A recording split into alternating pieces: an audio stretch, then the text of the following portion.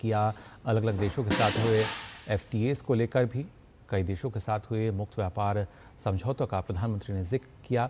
उन्होंने कहा किसी भी FTA से किसानों का नुकसान नहीं होगा और साथ ही किसानों का हित पहली प्राथमिकता है। ये तमाम बड़ी बातें प्रधानमंत्री ने कहीं संसद दल की बैठक में, और साथ ही साथ एक स्पष्ट संदेश भी दिया कि किस तरीके से सरकार जो है वो लगातार सख्ती अपना रही है और कहीं ना कहीं कार्रवाई करती हुई नज़र आती है।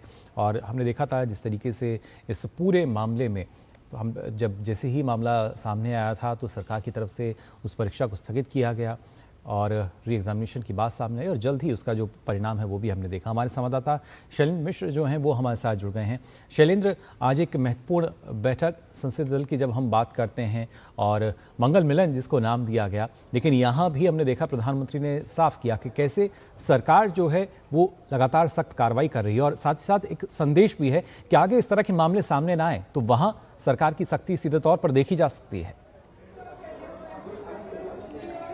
देखिए, आज मंगल मिलन बैठक में प्रधानमंत्री नरेंद्र मोदी ने तमाम जो NDA के सदस्य इसमें शामिल हुए उनको संबोधित किया और इसमें प्रमुख तौर पर इस बात को कहा कि जो नीट परीक्षा में जो पेपर लीक हुआ था उसमें सभी दोषियों को जेल भेजा जा चुका है और सख्त से सख्त उनको सजा मिले, इसके लिए अच्छा से अच्छा वकील उन्हें काम करना चाहिए। और जहां भी अगर पेपर लीक होता है तो ये एक तरह से हम देखें कि ये कोई किसी एक राज्य या एक केंद्र का विषय नहीं है, इस पर सभी को मिलकर ये सुनिश्चित करना चाहिए कि भविष्य में पेपर लीक न हो। सभी स्टेक होल्डर इस बात को सुनिश्चित करें और ये सुनिश्चित किया गया जब दोबारा नीट की परीक्षा कराई गई। हमने देखा कि उसमें नीट की परीक्षा दोबारा हुई और छात्रों के भविष्य के साथ कोई खिलवाड़ न हो, ये सुनिश्चित किया गया है। तो किस तरह से पेपर लीक के दोषियों को जेल भेजा गया है और उन्हें कड़ी से कड़ी सजा मिले, ये बात प्रधानमंत्री नरेंद्र मोदी ने कही है। और साथ ही साथ छात्रों के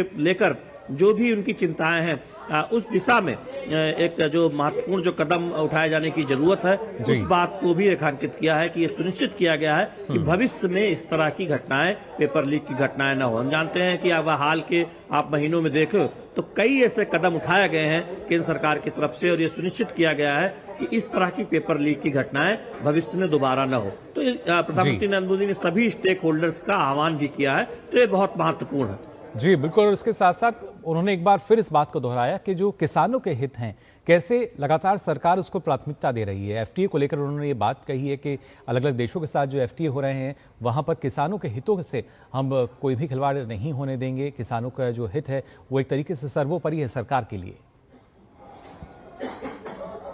देखिए, आप देखिए कि प्रधानमंत्री नरेंद्र मोदी की अगुवाई में केंद्र सरकार ने किसानों और कृषि के कल्याण के लिए 3 स्तरीय फार्मूले पर काम किया है। पहली बात तो यह है कि इनपुट लागत कम किया जाए, किसानों की आय बढ़ाया जाए और वैश्विक बाजारों में किसानों के उत्पादों की पहुंच हो और वो पहुंच बढ़े, उस दिशा में काम किया गया। और बीते वर्षों में जो FTA हुए हैं अलग अलग देशों के साथ, जिसमें हम भविष्य में देखेंगे कि बहुत संभावनाओं के द्वार किसानों के लिए खुलेंगे। आप बीते 2 वर्षों में कृषि निर्यात अगर देखें तो उसमें विविधीकरण हुआ है, नए नए बाजारों तक कृषि उत्पादों की, भारतीय कृषि उत्पादों की पहुंच सुनिश्चित हुई है।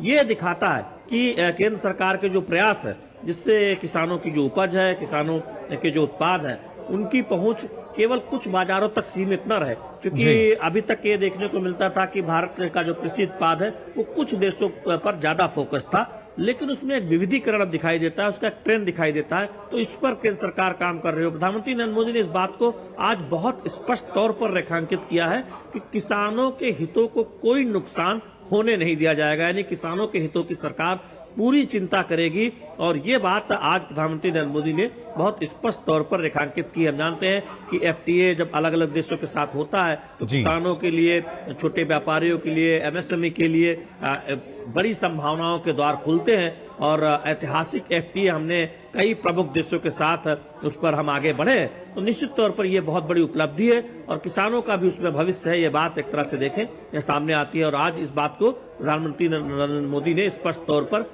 एनडीए की जो मंगल मिलन जो बैठक है उसमें कहा है कि किसानों के हितों के साथ कोई समझौता नहीं किया जाएगा, उन्हें कोई नुकसान होने नहीं दिया जाएगा। तो ये बहुत बड़ा बयान है ऐसे समय में जब हम जानते हैं कि इस बात की चर्चा हो रही है कि कितना फायदा किसानों को हो सकता है, क्या कुछ संभावना है किसानों को इन एफटीए के जरिए मिल सकता है, मुक्त व्यापार समझौते के जरिए मिल सकता है। क्योंकि तमाम विकसित देशों के साथ हम देख रहे हैं कि भारत ने हाल ही में करार किया है, मुक्त व्यापार समझौता किया।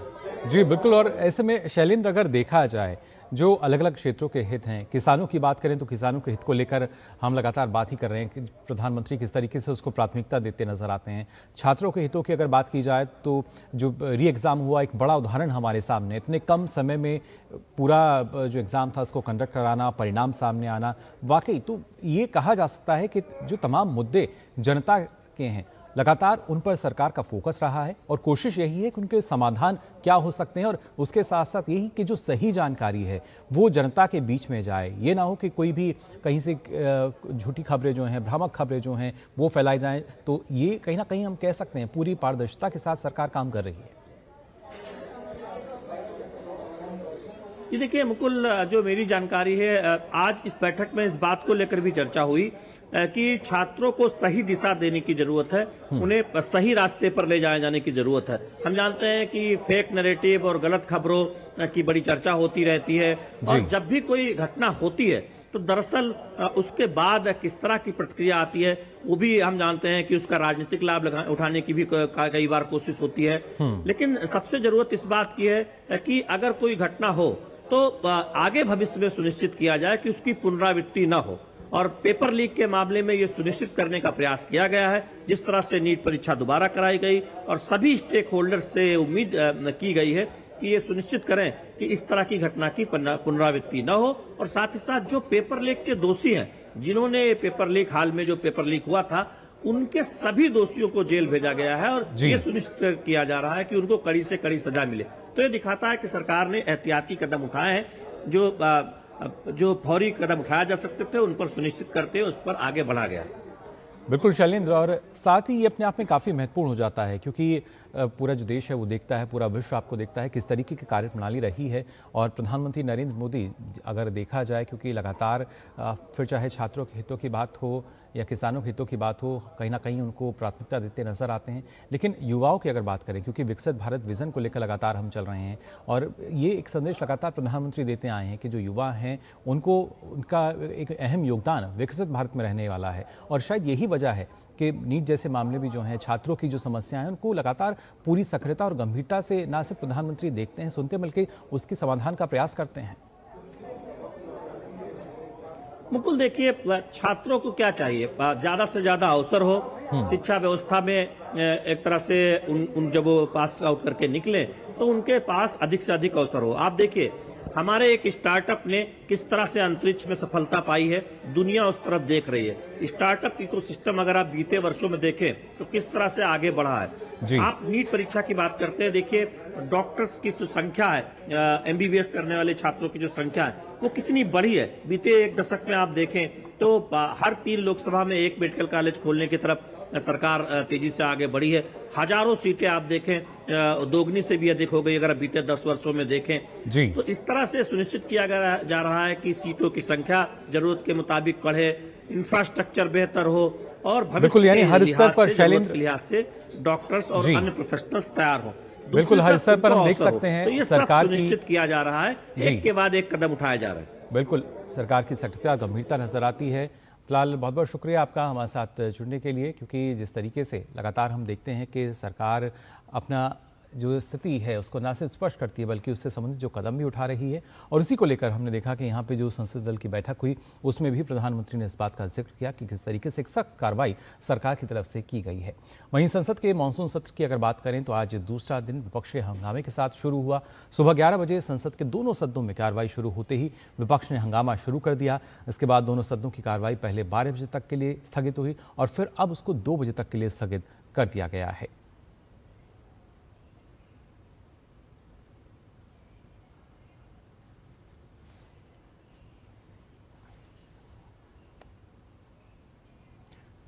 और हमारे संवाददाता शैलेंद्र लगातार हमारे साथ जुड़े हुए हैं। शैलेंद्र, अगर बात की जाए मानसून सत्र की, क्योंकि जिस तरीके से कल का दिन भी हमने देखा था हंगामेदार रहा, और आज भी अब 2 बजे तक के लिए जो जानकारी मिल रही है, लोकसभा राज्यसभा दोनों को स्थगित करना पड़ा है, सिर्फ हंगामा। जबकि सर्वदलीय बैठक में तमाम ये बात रखी जाती है कि जो आपके अहम मुद्दे हैं, जो विषय हैं, उन पर एक सार्थक चर्चा हो, लेकिन तब विपक्ष का कहना होता है कि हमें मौका नहीं मिलता। लेकिन जब मौका दिया जाता है, जब अवसर होता है, तब कहीं ना कहीं सिर्फ हंगामा किया जाता है और उसके साथ साथ समय की बर्बादी। मुकुल, देखिए, आज लोकसभा अध्यक्ष से भी राहुल गांधी ने मुलाकात की और कुछ अपनी मांग रखी कि किन मुद्दों को उठाना चाहते हैं। आज हमने देखा कि लोकसभा और राज्यसभा दोनों में ही विपक्ष के हंगामे के चलते फिलहाल कामकाज नहीं हो पा रहा है और एक के बाद एक स्थगन हुआ है, जिसकी वजह से लोकसभा और राज्यसभा की कार्रवाई स्थगित करनी पड़ी है। सर्वदलीय बैठक में अभी पेपर लीक और कथित तौर पर चढ़ावा चोरी जैसे मुद्दों की बात विपक्ष के दलों ने की थी। आज पेपर लीक के मुद्दे पर राज्यसभा में मल्लिकार्जुन खड़गे ने कुछ बोलने की कोशिश की। बाद में उन्होंने मीडिया से बातचीत करते हुए सरकार से जवाब मांगा और अपनी बात रखी कि इस मुद्दे पर किस तरह से वो सरकार को घेरने की कोशिश कर रहे हैं, वो एक बात उन्होंने रखी। लेकिन सवाल बड़ा यही है कि संसद की कार्रवाई अगर चले तो फिर सत्ता पक्ष हो या विपक्ष हो, सभी को अपनी बात रखने का मौका मिलता है। लेकिन कार्रवाई शुरू होते ही हंगामा करना और इस तरह से किसी एक मुद्दे पर अड़ जाना, ये कहाँ तक ये रवैया उचित है। हालांकि हमने देखा कि लोकसभा में और राज्यसभा में जैसे ही आज कार्रवाई शुरू हुई, तुरंत ही कांग्रेस और अन्य विपक्षी दलों ने पेपर लीक के मुद्दे पर हंगामा किया। उससे पहले राहुल गांधी और कांग्रेस पार्टी की जो बैठक हुई थी, उसके बाद लोकसभा अध्यक्ष से मुलाकात भी वो करने गए थे अपनी मांगों को लेकर।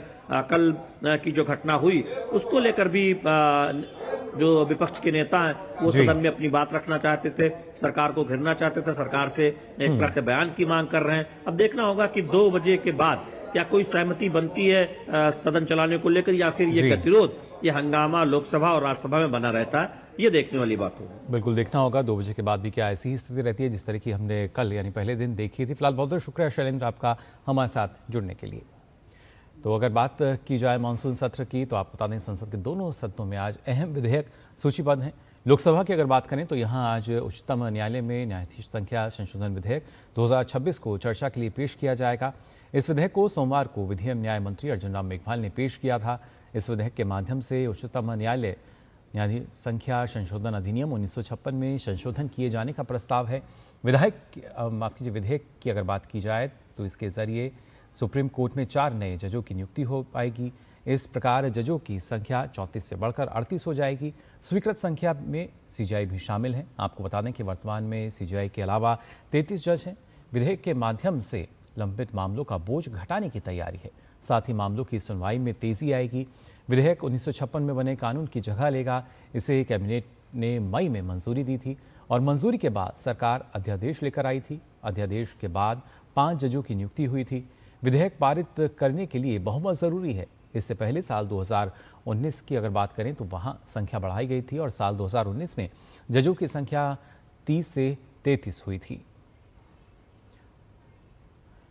वहीं अगर बात करें राज्यसभा की भी, तो राज्यसभा में आज राष्ट्र गौरव अपमान निवारण संशोधन विधेयक 2026 पेश किए जाने और विचार तथा पारित किए जाने के लिए पेश किया जाएगा। केंद्रीय गृह मंत्री अमित शाह विधेयक को पेश करेंगे। इसके माध्यम से राष्ट्र गौरव अपमान निवारण अधिनियम 1971 में संशोधन किए जाने का प्रस्ताव है। इस विधेयक के माध्यम से वंदे मातरम को जनगण मन जैसा संरक्षण मिलेगा, यानी राष्ट्रगान जैसी कानूनी सुरक्षा का प्रावधान राष्ट्रगीत को मिलेगा। राष्ट्रगीत के अपमान पर अब कड़ी कार्रवाई होगी। इसमें 3 साल तक की जेल और जुर्माने का प्रावधान भी है। साथ ही दोबारा अपराध पर न्यूनतम 1 वर्ष की सजा का भी प्रावधान है। साथ ही कानून में राष्ट्रगीत शब्द जोड़ा जाएगा। इससे पहले केवल अगर देखा जाए तो राष्ट्रीय ध्वज, संविधान, राष्ट्रगान संरक्षित थे। इस विधेयक के बाद वंदे मातरम को समान वैधानिक दर्जा मिलेगा। आपको बता दें कि संविधान सभा ने इस गीत को सम्मान दिया था और 150वीं वर्षगांठ पर ये संशोधन प्रस्ताव आया है। और इसी के साथ ही बुलेटिन में वक्त हो चला एक छोटे से ब्रेक का, जल्द हाजिर होते हैं।